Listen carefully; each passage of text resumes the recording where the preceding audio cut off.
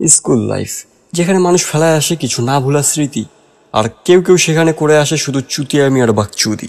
School লাইফে pencil থেকে কলম পর্যন্ত, হাফ প্যান্ট থেকে ফুল প্যান্ট, আর ফুল প্যান্টের ভিতরে আন্ডার প্যান্ট, জার্নিটা আসলেই অনেক লম্বা ছিল।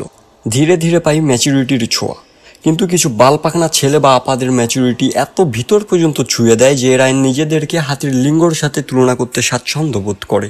তো হ্যালো ব্রাদার্স, হোয়াটসঅ্যাপ, আমি হচ্ছে আদিবার। আজকে কথা বলবো এমন কিছু সিনিয়রদেরকে নিয়ে যারা এখন স্কুল লাইফের গন্ডি অবধি পার হয়নি, কিন্তু তাতেই ম্যাচুরিটির নামে শুধু বাল পাকনামির শো অফই করতেছে।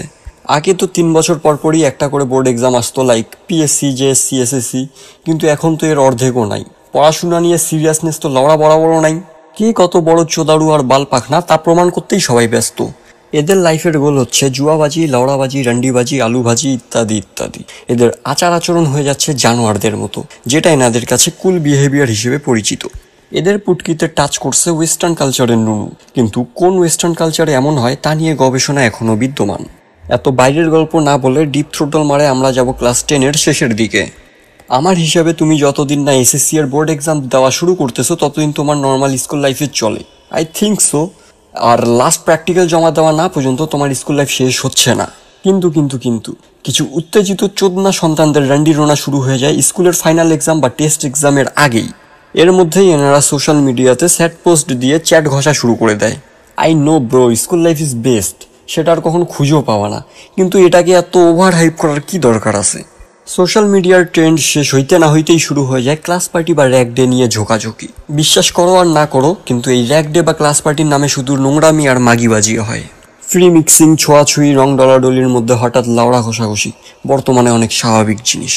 এই ধরনের চোদনাগিরি কোন হিসেবে এত নর্মালাইজ বা স্বাভাবিক টপিক হয়ে যাচ্ছে, আই হ্যাভ নো আইডিয়া। তো এই দিনে কিছু উত্তেজিত জারজ সন্তান তাদের বাপের টাকার গাড় মারানো কম্পিটিশন করে, আর মোটরসাইকেল নিয়ে এদের র্যালি তো বের হবেই। সকল ছেলেমেয়ের পরনে থাকে হোয়াইট টি শার্ট, যেটা সাময়িক সময়ের জন্যই হোয়াইট থাকে।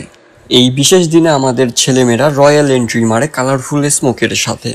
হাব ভাব দেখে মনে হয় এদের মায়ের বিয়া লাগছে এদেরই মায়ের ভাতারের সাথে। স্কুলের কিছু টিচাররাও মনে হয় এই বিশেষ দিনটারই অপেক্ষায় থাকে। বায়োলজি টিচার আর ম্যাথ টিচার দুজনেই ইংলিশ ম্যামের সাথে নিজের কেমিস্ট্রি বসানোর চেষ্টা চালায়। আর বাকি ছেলেমেয়েরা ভাগ হয়ে যায় 3টা গ্রুপে। এক গ্রুপের ছেলেমেয়েরা পুরো স্কুলে নাচানাচি করে ঘুরবে, আর ছেলেরা তাদেরকে খুঁজবে ঠাপানোর উদ্দেশ্যে। দ্বিতীয় গ্রুপের ছেলেমেয়েরা ফাঁকা ক্লাসরুম বা কোনো খোপচাতে ডলাডলির সুযোগ খুঁজে। আর তৃতীয় গ্রুপের ছেলেমেয়েরা ডাইরেক্ট প্যান্ডেল বা অডিটোরিয়ামের মধ্যে উপর থেকে হানিমুন কমপ্লিট করার মিশনে নামে। সব শেষে এই মাদারচোদরা একত্রিত হয় একটা জায়গায়। তারপর শুরু হয়ে যায় সেকেন্ড রাউন্ডের লাড়াচাড়া।